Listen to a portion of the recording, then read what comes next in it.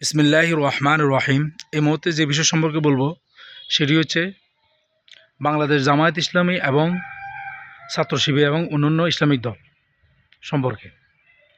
যেমন অপর রাজনীতি বিএনপি এবং আওয়ামী লীগ, অনেকে আছে আমাদেরকে বলে যে ধর্ম ব্যবসায়ী। দেখেন, রাসূল সাল্লাল্লাহু আলাইহি সাল্লাম বলেছেন যে আমার যুগই হচ্ছে শ্রেষ্ঠ যুগ, এরপরে যত যুগ আসবে তার মধ্যে ভুলভ্রান্তি থাকবে। ইসলামিক দল হিসেবে আমাদের মধ্যে ভুলভ্রান্তি আছে, তারপর আমরা লাইনে আছি। অন্ততপক্ষে আল্লাহ সুবহানাহু ওয়া তাআলাকে বলতে পারবো যে হে আল্লাহ, আমাদের ভুলভ্রান্তি ছিল, আমরা চেষ্টা করছি। কিন্তু আপনারা কি বলবেন? রাসূল সাল্লাল্লাহু আলাইহি সাল্লাম মসজিদে নববীতে যেমন ইসলাম প্রতিষ্ঠা করেছেন, সমাজে, রাষ্ট্রে, পরিবারে সব জায়গায় ইসলাম প্রতিষ্ঠা করেছেন। তিনি অন্য কোনো মতাদর্শ বা ধর্ম নিরপেক্ষ মতবাদ এগুলো পালন করেন নাই।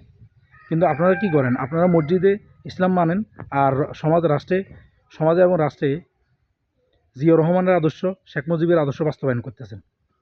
কিন্তু রাসূল সাল্লাল্লাহু আলাইহি সাল্লাম শুধুমাত্র আল্লাহ এবং আল্লাহর কোরআন হাদিসের বাস্তবায়ন করছেন।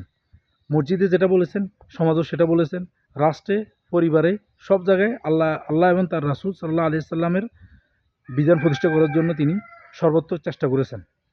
আসসালামু আলাইকুম।